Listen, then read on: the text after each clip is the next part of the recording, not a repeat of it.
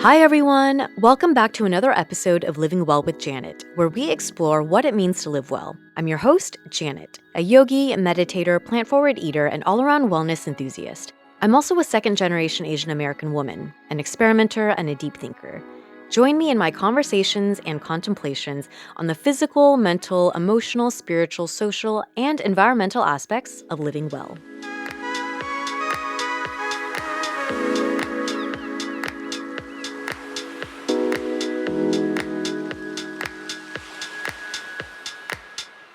Before we get into today's episode, I want to share a little announcement reminder. I'm going to be traveling to Bali for the first time this September, and I would love if you could come with me. Maybe you've been wanting to visit Bali, but you haven't gotten around to it, or maybe you want to take a trip to somewhere in September, but you don't have time to plan it. This is a great opportunity to come on a week-long trip with myself and a group of 10 to 20 other beautiful souls. We're going to be visiting the Turta Empul Water Temple, a sacred monkey forest, doing a coffee brewing workshop. I'm going to try to squeeze in a yoga class for us. I'm getting excited just talking through some of the itinerary. If you're interested, I'll have a link to the trip details in the show notes, and you can also follow me on Instagram, where I'm going to be sharing updates as the trip approaches. Grab a friend, grab a sister, your mom, your cousin, a partner, make a group trip out of it. This is a great chance to travel without having to do any of the planning because I'm working with Trova Trip, who will take care of all of the logistics for us. Thank goodness. All we have to do is book our flights, and the rest is taken care of.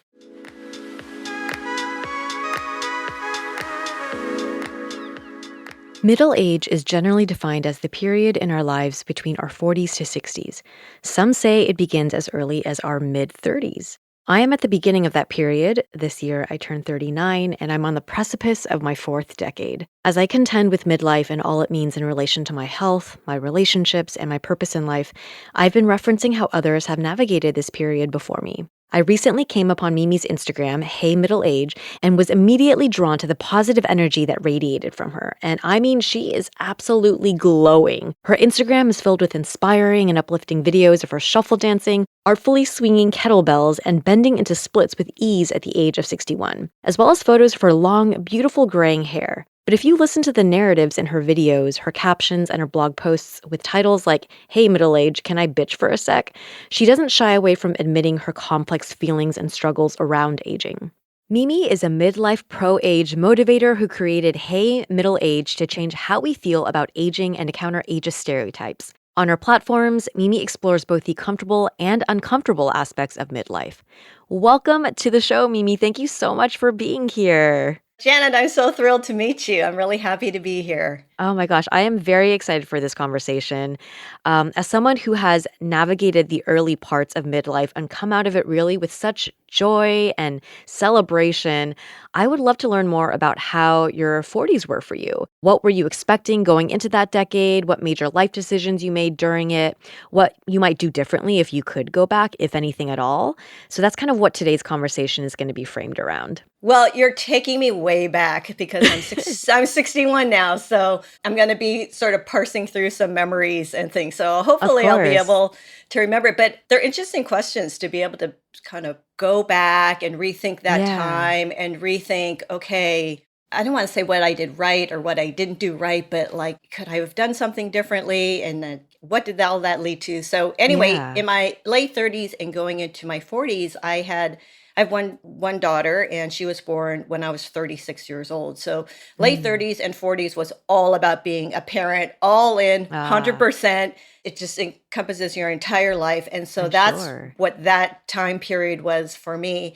And also moving from the Bay Area to LA, I think I was around 40 when that happened. So two really huge major life changes were happening within those years. And so it was pretty stressful. It was Yeah. a lot of unknowns. I didn't have friends down here. So that was a challenge. I'm not a superly outwardly social person, so it's not that easy for me.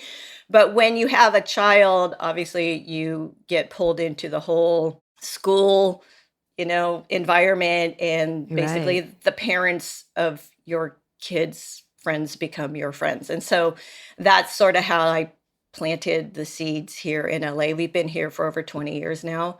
So, yeah, so that's what was happening at that time. Yeah, yeah. I myself don't have children, but I have a Yeah. lot of girlfriends who I think, yeah, it was around like early 30s to mid 30s started having kids. And I've Mhm. seen how a lot of their life becomes focused around that. And to your point, Yeah. it's not just the your relationship with your child itself, but it affects your social circle, right? Yeah, totally, totally. It's not like when I grew up in the '70s, like, okay, kids just go outside and play. Like, you just went out and you did your thing, and there were always Yeah. kids around. Now everything is so planned, and if you're in LA, Mm, you're driving your kid everywhere, and so it's just more structured. Kids do like all these things and activities, and I mean, just yeah. some of it's Janet, some of it's ridiculous, quite honestly. It can just go as far as you want it to go, and sometimes it can just go too far.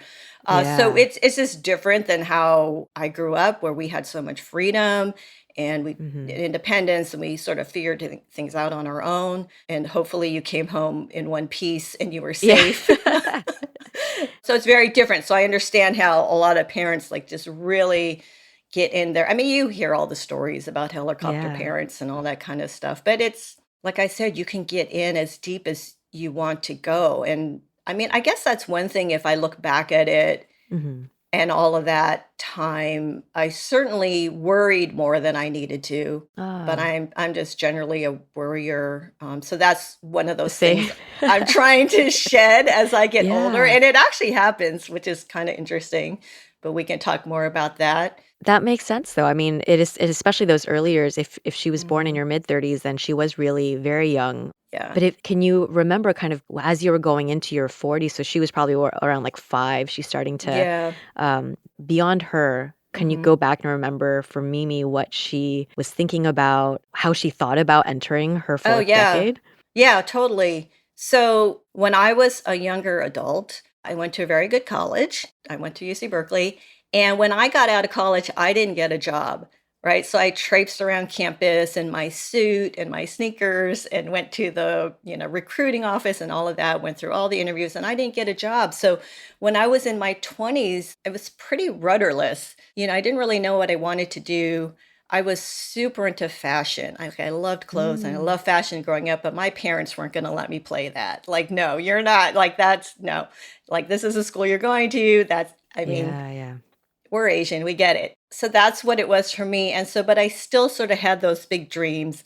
So I Mm. kind of puttered along. I did eventually spend a little bit of time in New York. I went to FIT. Oh, I don't know if they wow. have it anymore, but they used to have this program for students who had already graduated from college. Mm. So I thought, okay, I'll do that. And, I'd be with people who were my own age and you could live in the dorms. We kind of had better dorms because we had our own kitchen and all that kind of stuff. So I did do that, but what was unplanned was getting engaged before I went to New York. That was not Oh, on the table at wow. all. So that shifted everything. And pretty much all I wanted to do was come back to the Bay Area, Ah. once I was there. And so I think that was a little bit of the beginning of really wanting something for myself and really putting myself first. And then deciding, no, you know what? I'm going to not be the number one priority. Mm. And so looking back at it now, I could see how I kept going down that path, and I sort of followed my husband into a few things just Mm. because it's just how it worked out. So he Yeah. had a business, and so I worked with his business, and he was a model and an actor. So I kind of fell into some acting and commercial modeling. I just fell into it because he was doing it. We liked the freedom of that kind of schedule. So then, when my daughter was born and going into my 40s, I was giving it all to her. And so Mm. I think looking back now, I can see how I was slowly just losing myself and losing my Ah, desires and what I wanted to do and kept putting everyone ahead of me. And I I think that's see. very common. And so I had always been thinking, well, what am I going to do? What am I going to do? Because I had not had a professional job up to then. Mhm. And so, in some ways, it was a positive because then I didn't feel like I had to live up to something. I felt like Mm. I had the freedom to do what I want. So I did an unpaid internship when I was 42 years old. I found it on Wow. Craigslist. And because I had been acting, I liked to be around actors and all of that. So I thought, well, I'm going to maybe go into casting. Like I worked at a Oh, casting office because I just had that kind of memory. I could just remember like all the actors' faces and names. And it's like I would watch something and think, oh my gosh, so and so could have played that. Or so I would play that kind of thing in my head. So I did work in a mm. casting office for a while. I realized it wasn't really for me, but it was just a start of doing something for myself when my daughter had a longer school day. Yeah, And yeah. then when I was 46 and sort of determined to find a job, figure out something to do, I got a part-time job as a design assistant for this really cool jewelry brand in LA. And I started to do that. And within a year, I was the design manager and then moved up very quickly at that company and ended up as the creative director. So I did that for Wow. many, many years. And so I think in terms of age, because that's what my platform is about, is Yeah. getting older and not having limitations. In some ways, I didn't put those kinds of limitations on myself in regards to age. Yeah, I love that. That is such an pretty much in your 40s, you started a new career and ascended, like, and mastered it to some degree. Like, that's so amazing. And you said it was actually your mid 40s that you kind of Yeah. went and did that? Yeah. I started when I was 46 and, working with mostly younger people who were younger than me and Yeah. just feeling okay about that, feeling okay with starting at the bottom, like really, really Mm. the bottom, and being fine with that. I just never had ego around that because I do Yeah. hear from like some women who, worked in corporate and had certain positions and Mm. then like they don't feel like they can go back and maybe be a beginner at something. Like Yeah, it's yeah. really difficult to do that. I don't have any of that because things happen so much later for me. Mm. Not that it's a good or bad thing, but I just wasn't like an issue for me, I Yeah, guess. I find that incredibly inspiring. I've career hopped around quite a bit, and Yeah. a lot of the listeners will resonate with me when they're going through periods of change within Mhm. careers. And I find it really inspiring to hear from you that you've also done that and that in your decade of your 40s, even with a family, that you're able to try something new and do it so well. So thank you for sharing that. Right. That's amazing. Well, I mean, and it's interesting because a lot of age discrimination and ageism in the Mm, workplace starts over age 40. So right, it's just, I guess, a little ironic. But I wasn't working in a real corporate kind of job. It was right. a privately owned company. And so, it didn't have that kind of structure. I see, I So see. I think that made a difference too. Yeah. I think that's a great lesson for anyone though who is looking perhaps to career switch later is that the culture of the place that you're at could really make a big difference for how easy it is for you or that experience of Yeah. transitioning and growing.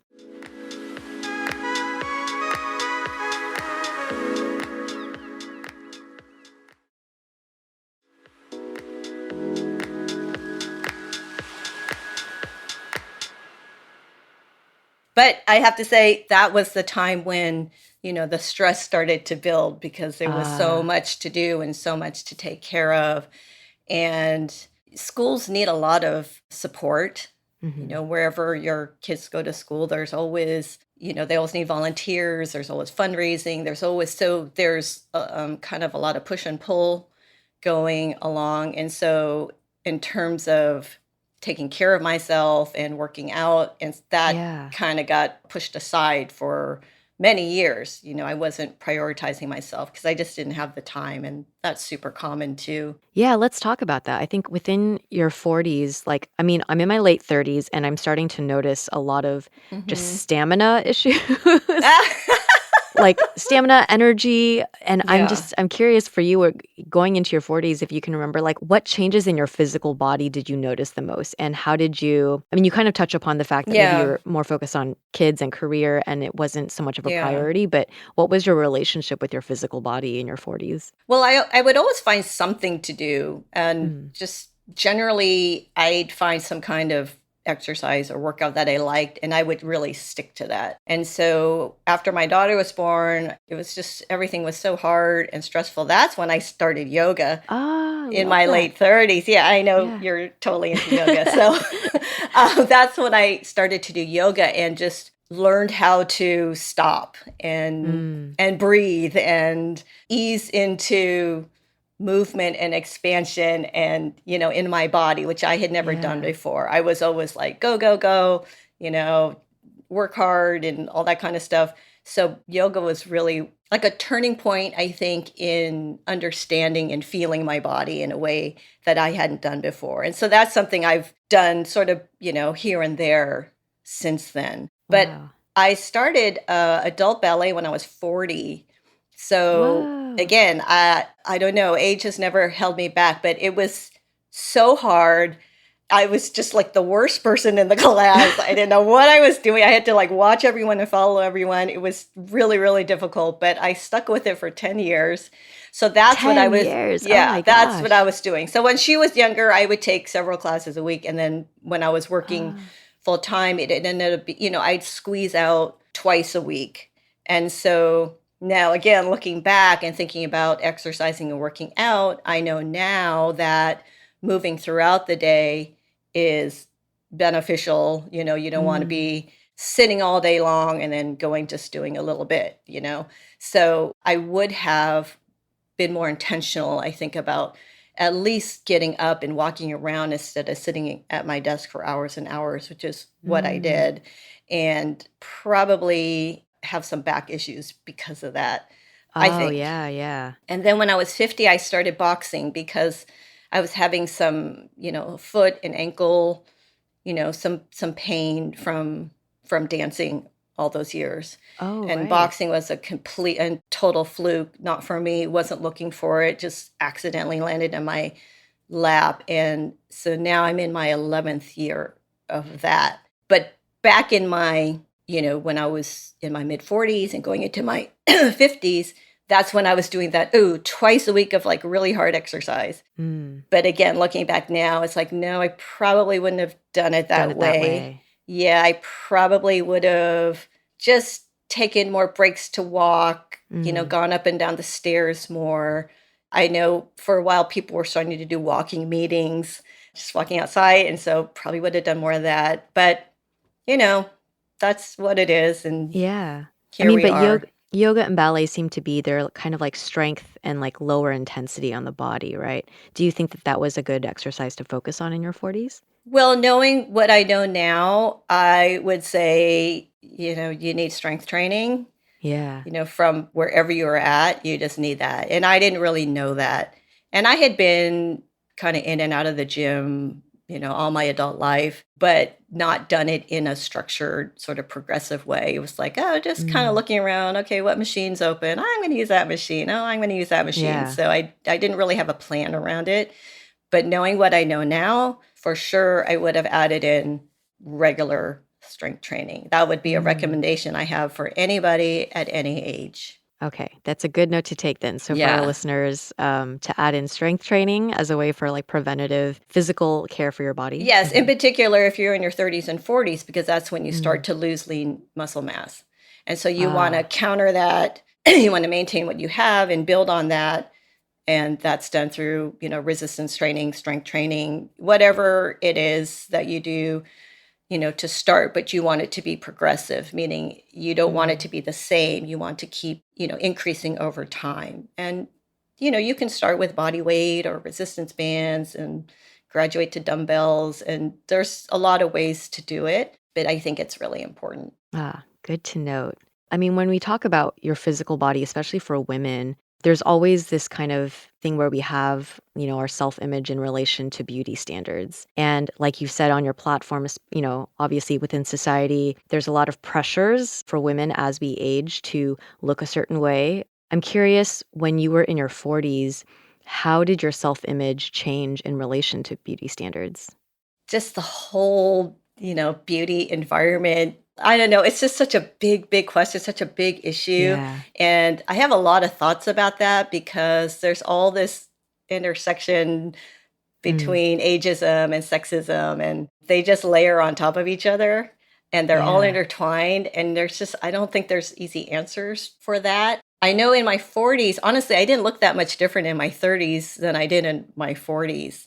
And so, I've always loved makeup and beauty products and all of that. I Yeah. always felt like needed to, I hate to say putting on my face, but yeah, like I put on my Mm, face. Okay, so I have one sort of funny story yeah. that is related to aging. So for me, I think one of the worst changes, physical changes, as I've gotten older, the worst physical change is change in vision. Like Mm, I like the reading glasses, I think it's called presbyopia, is there's something about how the light hits in the back of your eye that changes. mm. And most people are going to have trouble reading and they're going to need reading glasses. Like I dislike that so much. So I remember when I started to wear reading glasses, and I remember I'd put my makeup on in the morning and then I put my reading glasses on, and I was just like aghast that like none of my makeup was blended. Like it looked terrible. It looked Oh. terrible. And I thought, oh my gosh, I've probably been doing this for the past 3 years. And I just walking out I the just door, didn't see it. like the vision became so clear when I put these glasses on. It's like, oh wow. So I don't know how we got on the subject of reading glasses, but yeah, so I guess in terms of beauty, I mean, for me, less is more now. Just Mm, one, because I'm not in an office, going to the yeah. office was almost like a little bit of a fashion show, everyone kind Mm, of dress, a certain way. Like yeah. I was more interested in being on trend at that time and all those things. Yes, So yes. I don't really do that. I'm, in workout clothes most days. So for me, sort of less is more. But if you're in the kind of the middle age space out in Mhm, social, there are a lot of voices around, mhm. oh, you should be aging gracefully, or, doing this is okay, but doing that is not okay. So, like, Right. dyeing your hair is so normalized. Like, people expect you to dye your hair, but maybe injectables are not so normalized. So, there's a lot of criticism around that. And so, it's just an interesting space because if you're using tools to be against aging, that's problematic. Like, you can't, I mean, I guess you can fight it. I mean, you can't really deny it. Right. And it sort of feeds into the whole beauty industrial complex. But at the same time, we like it. Like, I mean, a lot of us Right. like it, and we've grown up with it. So it's a really tough question. Yeah. I Yeah. mean, I appreciate the fact that you look at both sides, and that's one of the things that I really Hmm. love about your platform and your perspective on these things is that it's not simple, and you're not taking one perspective that's like, "No, we should totally just embrace aging and not do anything." But, being able to celebrate that there are aspects of it that can be fun, and as long as it's coming from a place of serving Yeah. yourself and doing it for yourself versus feeling the pressure from the external Yeah. perspectives, then it's okay and it's good. I just don't think it's realistic either. Yeah. So, because I know there are some really strong voices out there saying that, again, anything that's anti ageism, and I don't like the Mm. terminology either, and I don't think it's really possible, but it's more nuanced that some people feel that they need to look younger to keep their job. Like that's, Right. someone's reality is really that. And Right. so how can you be critical of someone like that? That's like currently that is just Right. what that environment is like, and it's not anyone's fault. That's why I just think it's just more complicated. I feel like people are just like on a spectrum of Mhm. beauty, right? And on one end, maybe it's coloring your hair, wearing your makeup, using skincare products. Maybe I don't know, you bleach your teeth or you wear Spanx, or like it just keeps going on and on and on. And then Mhm. you can get into things that are done in a dermatologist's office and then all the way, all the Right. way, all the way to the end. It's like most people are somewhere along there. So to me, it's like hard for me to criticize someone who's on one far end versus the other far end. It doesn't mean I would do Right. it or like it or support it or anything. But I just think, especially women who are critical of women, Mm. I I don't know. I just Yeah, it's yeah. not I see that for sure. yeah.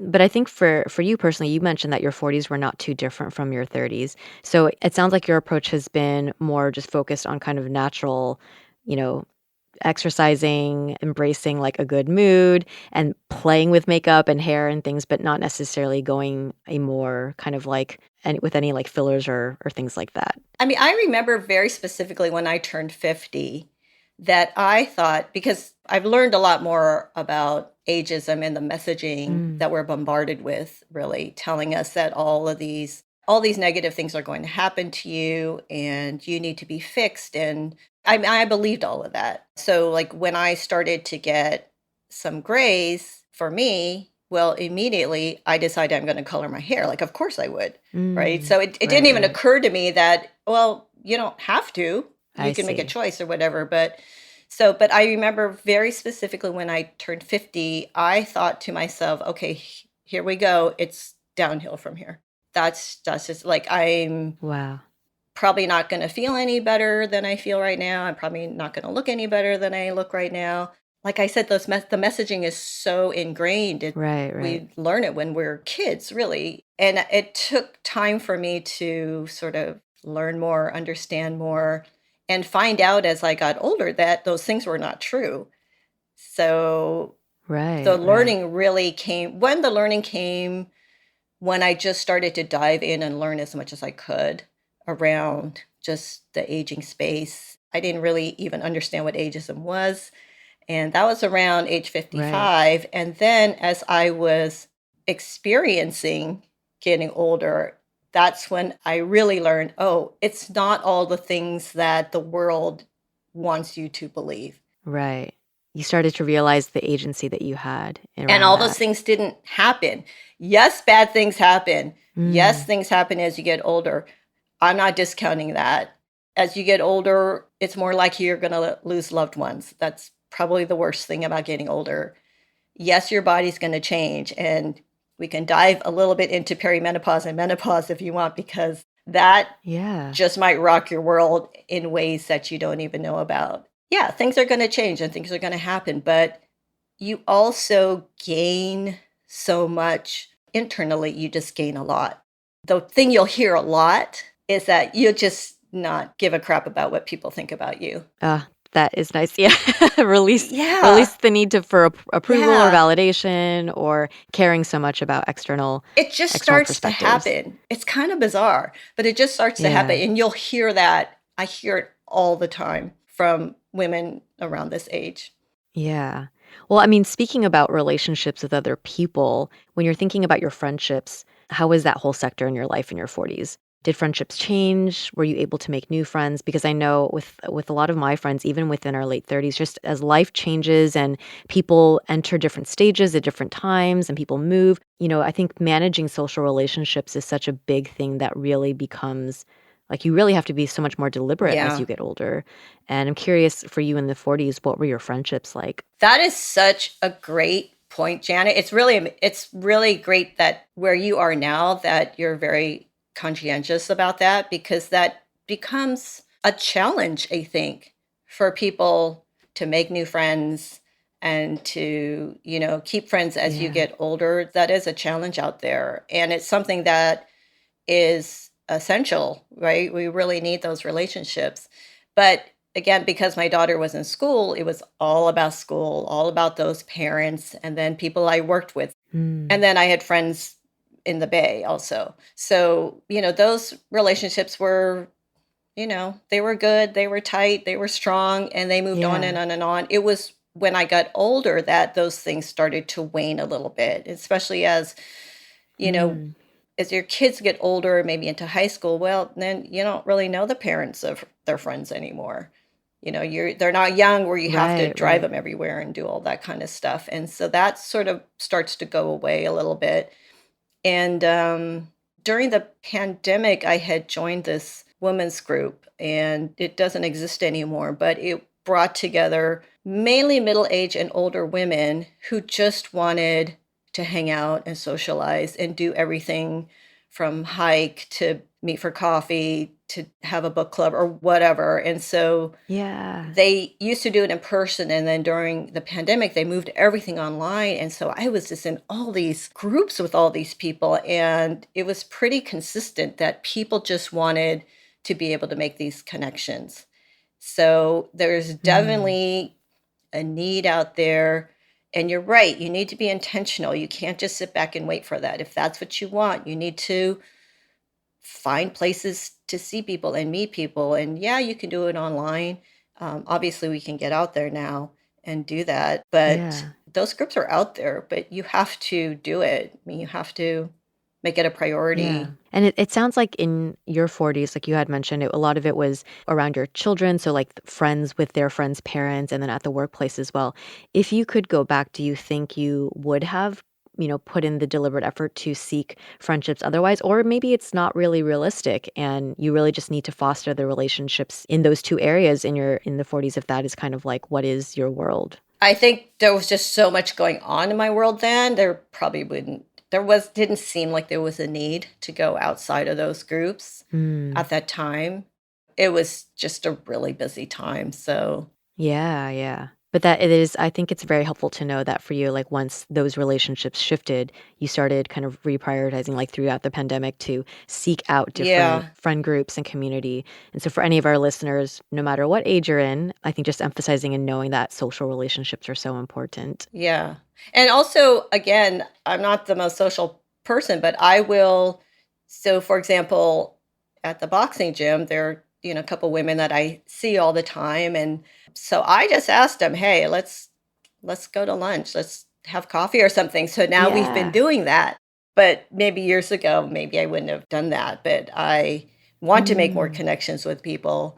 And just being in social media, it's landed me here with you, talking to you, and I've made all these connections. And so Yeah. that's been a way for me now to meet other people and just be open to that. It's been really great. Yeah, yeah. Thank you Mhm. for sharing that.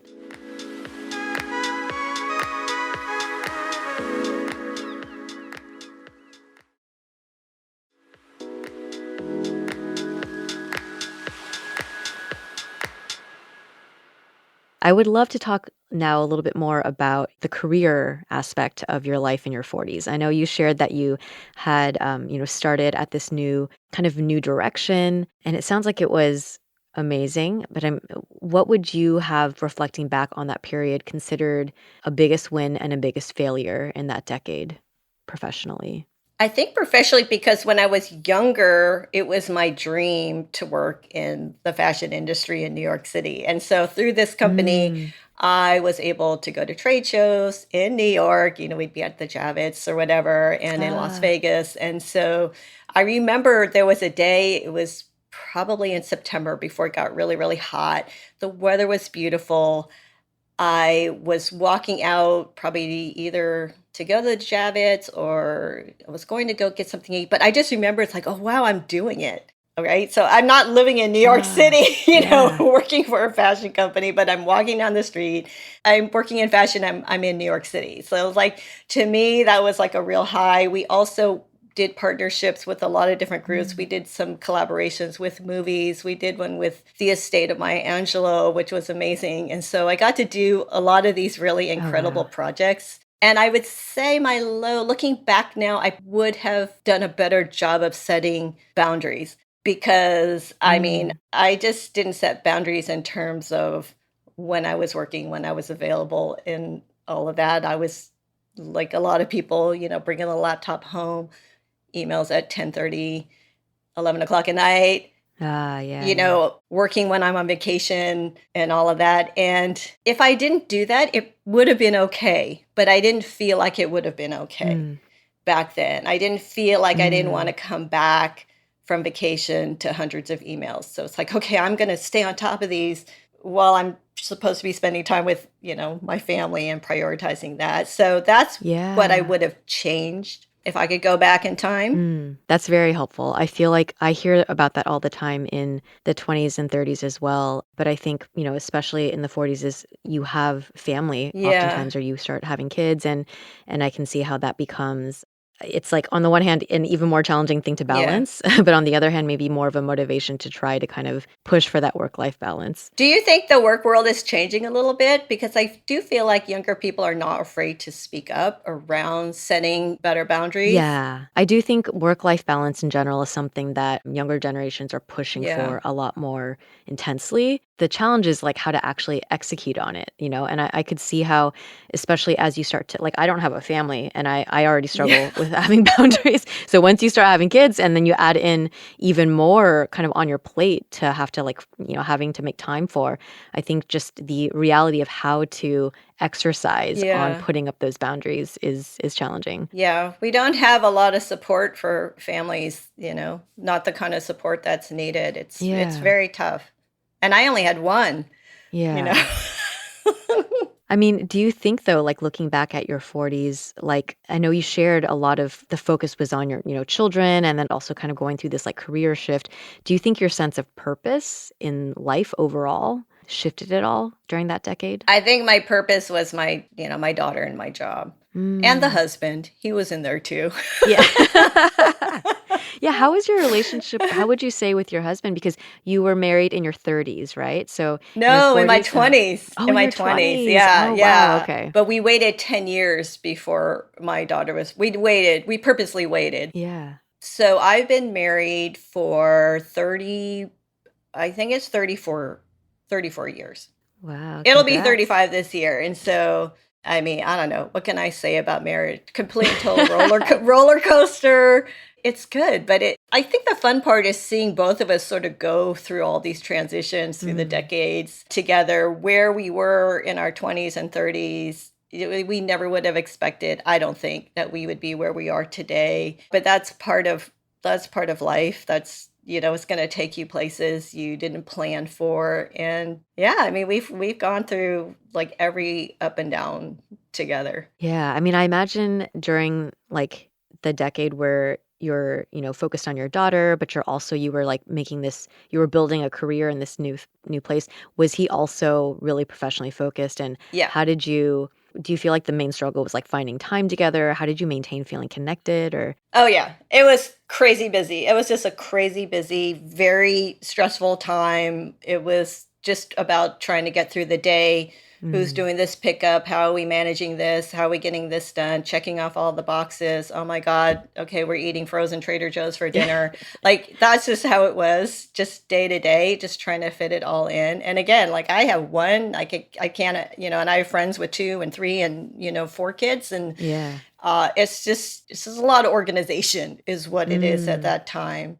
Should we have carved out more time, between the two of us? Probably, But but it was maybe at just, the same time yeah, maybe that is just the decade where there's a time and a place, right? And maybe that's a yeah, time where it's not gonna be yeah, so much time together. I agree. And I do think there are times and places where, you just prioritize one thing over another. And I mean, I get a lot of comments from people who are struggling, right? They want to exercise, they want to work out, they want to take care of themselves, they want to do all of this, but then they say, well, I've got their responsibility level is so high.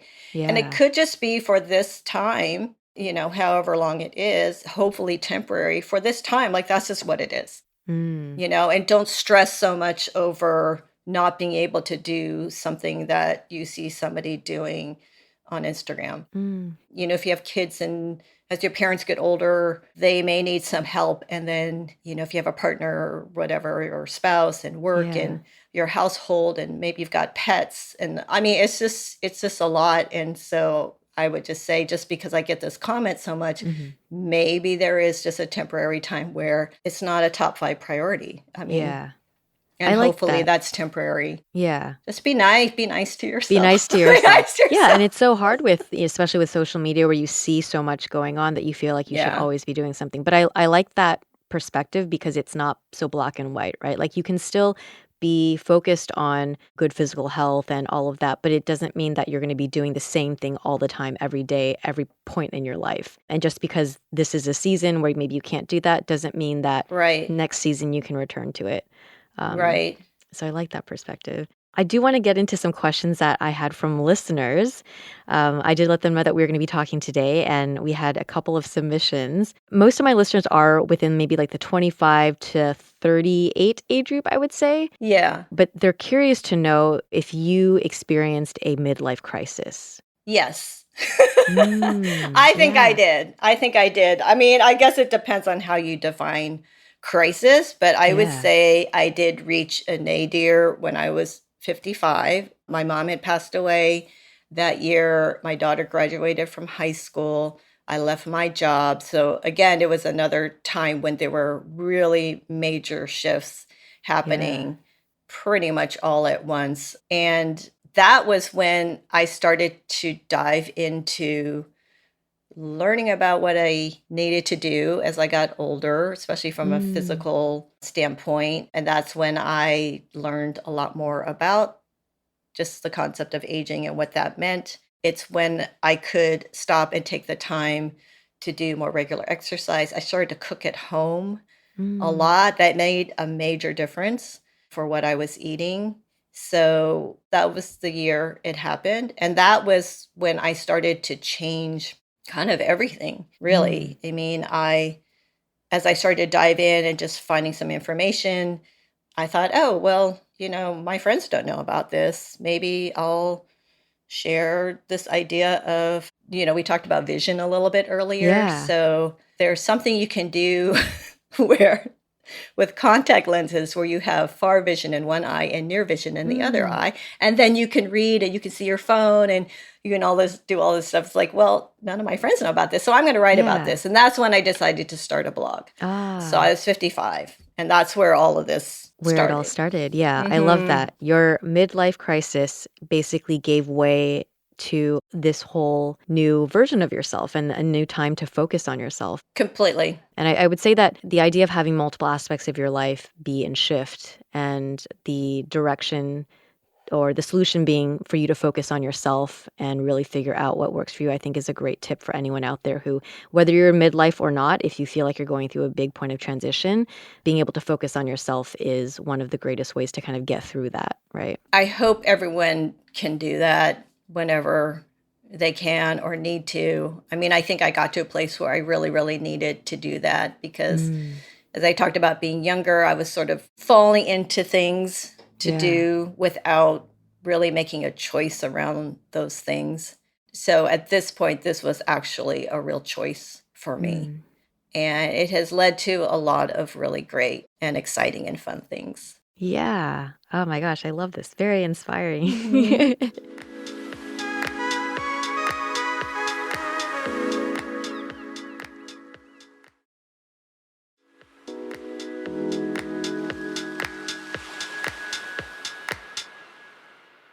The next question is actually around your hair. Your hair is Oh, so thick and beautiful, and you share, I've seen, on Instagram, there's the photographs are, I mean, how long is your hair for anyone who's just listening, they can't see? it's almost to the bottom of my back. It's pretty long. My hair grows really Yeah. fast. Have you always had like very long, thick hair? Yeah. For most of my life, I've had long, straight hair as a young Asian kid and not looking like anybody else and never feeling beautiful, never Mm. feeling like fit that ideal or anything. The one beauty superpower I always had was my hair. Like my Ah, hair was like my yeah. thing. I probably cut it short in my life, just a few times. After my daughter was born, I cut it really short. After I got married, I cut it really short. There's like a strange pattern going on here.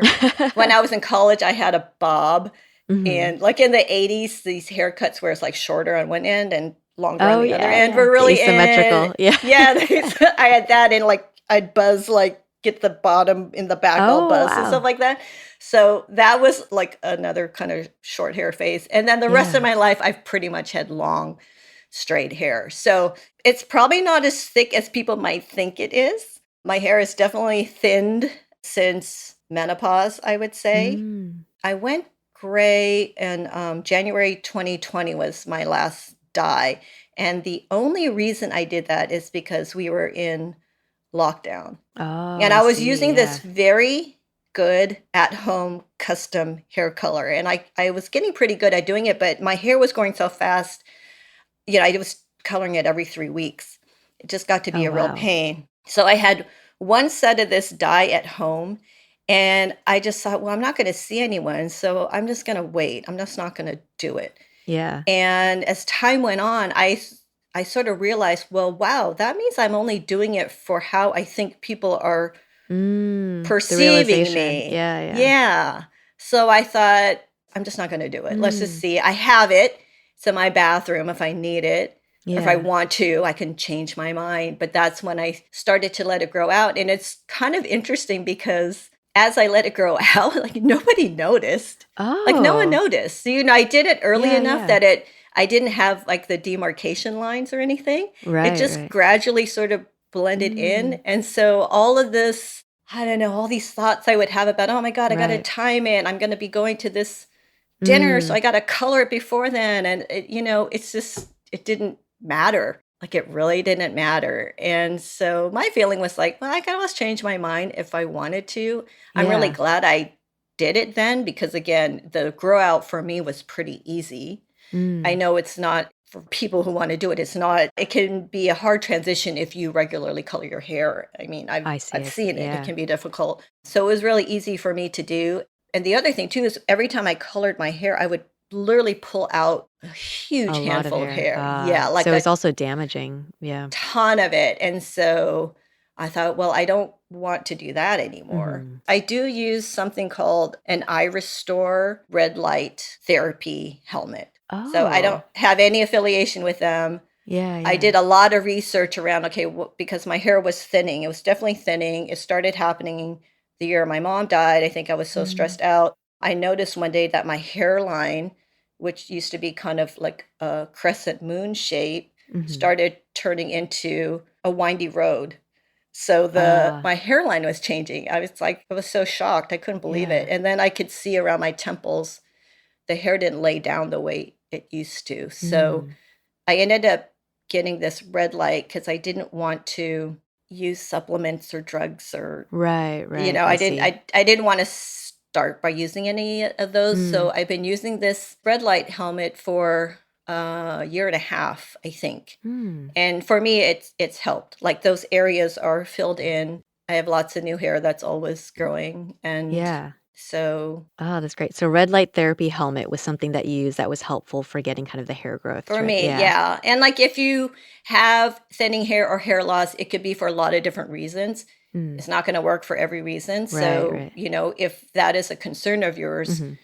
the recommendation is to go see a dermatologist to figure out why it's happening Right, right. because there's a lot of different reasons for that. Got it. Wonderful tip. Last question from a listener. What is something you wish your 30-year-old self knew? Oh, I wish she knew that things would be okay. Just don't Ah, worry so much. I am a world class worrier. And I have to say, I mean, this is going into a little bit of depth, but my parents lived through the Korean War and mm, had a lot of trauma, in their lives. And so, if I look back, maybe not my dad's, well, yeah, I think my parents, in their own way worried a lot mhm, and expressed it in different ways. It mm, didn't seem obvious to me when I was younger, but now looking back, it does seem a little bit more obvious. So I do feel like some of that trauma maybe has like trickled down. right, right. So that's a really big part of my Mm, being is to worry. And I mean that's not uncommon. A lot of people worry a lot. But yeah. I think I took it when I was younger, a younger adult, I took it so far that I was very risk averse, Mm, super fearful of things, passed on lots of different opportunities because of the worry. And so as I get older, that stuff is just shedding left and mm, right. And I think that's kind of the freedom and looseness that comes with, learning and having experience and getting older. And that's, I think, how I'm finding that it's not what the world is telling you getting older is about, like mm, mm, all the downhill stuff and the negativity and falling apart and mm, getting slow. And so I would just say, don't let your age dictate so much of how you feel about yourself. Mm.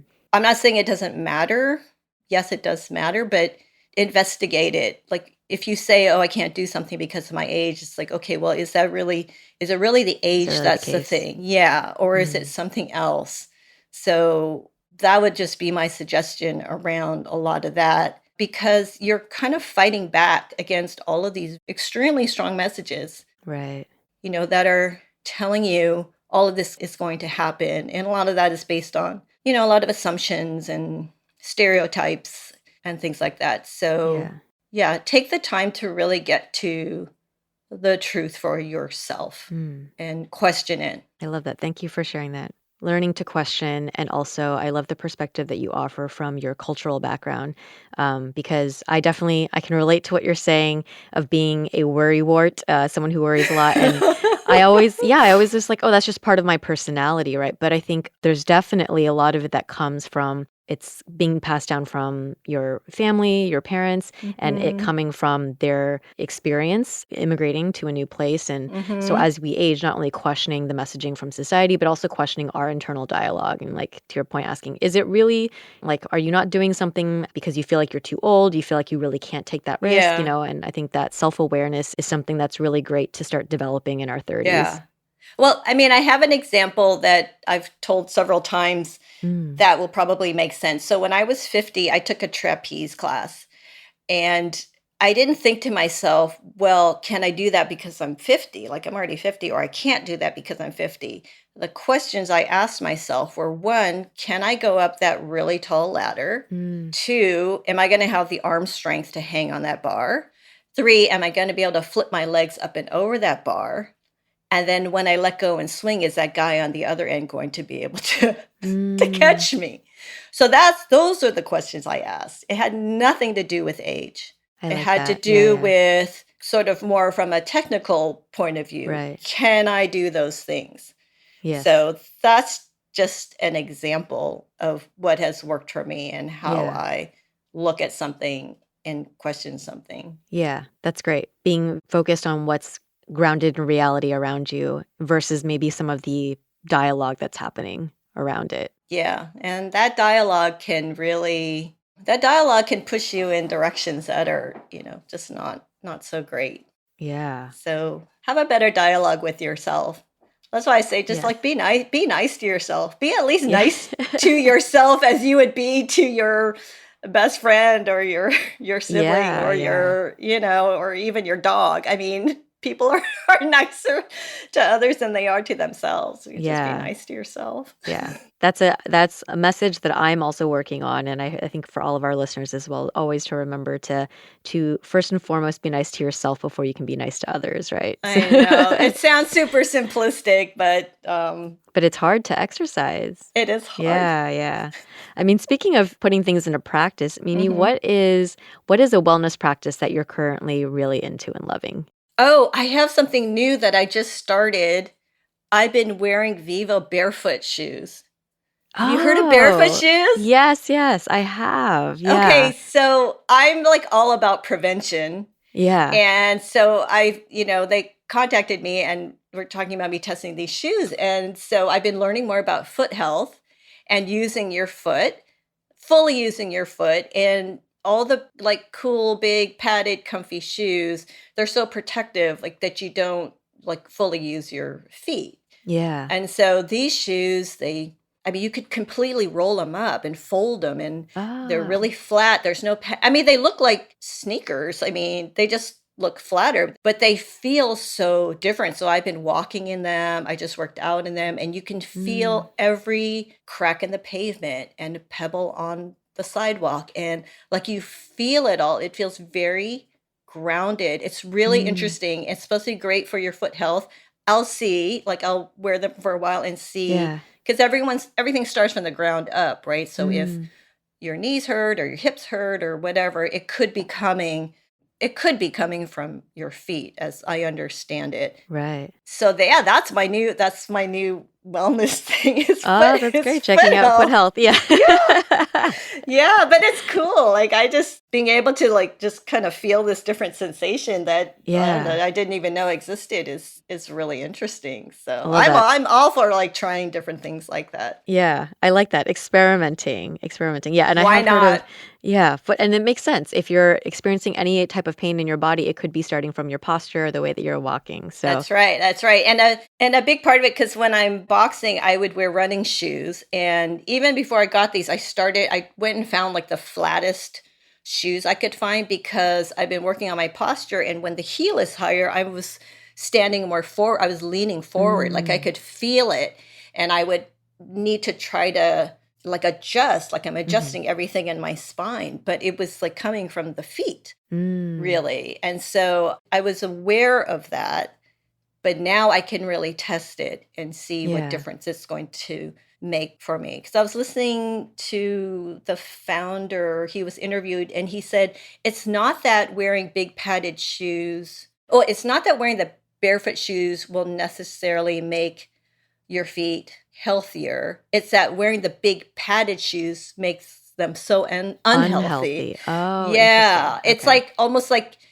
if you were wearing a cast all the time on your arm. Like Mm, it's so protective that you're not using your like the foot real fully. appendage, yeah. Yeah. Ah, So oh, that makes a lot of sense. anyway, that's my new thing. So we'll see how that goes. That's great. Thank you for sharing. Sure. Well, Mimi, thank you so much for being on this episode. You have shared such words of wisdom and just lots of inspiring aspects of your story that I know I'm personally inspired by, and I know our listeners will be as well. As we close out this episode, where can our listeners find you? And if you have any parting words, last words that you'd like to share? I'm most active on Instagram at Hey Middle Age, and I post pretty regularly, but there's a lot of fun stuff over there. I do Yeah. have a blog, also Hey Middle Age. It's a little dormant right now because I'm working to transition over to Substack. Mm. So, and I'll put that on Instagram when that happens. So that's where you would find me. And well, parting words, as someone who is a lifelong perfectionist and Mm. overthinker and people pleaser, if the circumstances and the time is right, because I don't want you to neglect, the people and the things you need to take care of, but gosh, prioritize yourself, be a good steward for yourself, take care of your health, take care of your body, especially if you're in your 20s and 30s, you can get ahead of things because your body's pretty forgiving. It's very resilient now, but I think one piece of advice is learn as much as you can about perimenopause and menopause. Mm. A lot of things are going to come your way. It may change a lot of things physically for you, and it may not. It's a complete and total spectrum. Everyone is going to go through that transition differently.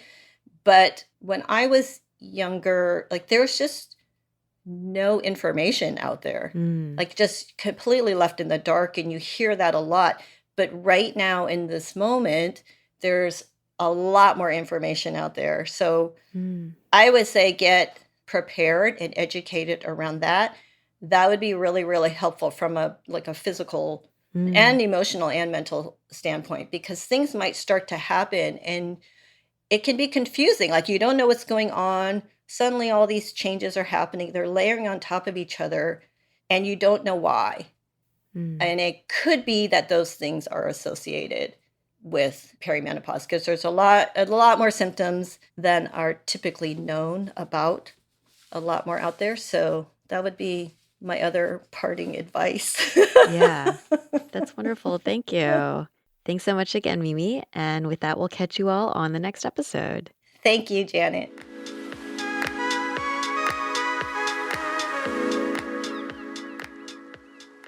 Thanks again for listening. Before we close out today's episode, a reminder that if you're interested in coming to Bali with me this September, you can check out the trip details in the show notes. It'll be my first time and also my birthday gift to myself this year. So maybe if you are also a September birthday, we can celebrate together. Or if not, it's just a great opportunity to visit Bali and not have to do any of the planning. I am working with Chova Trip, who is taking care of all of the logistics for us. All we have to do is book our flight. You can find more details about the trip in the show notes, and you can also follow me on Instagram where I'll be giving updates as the trip approaches.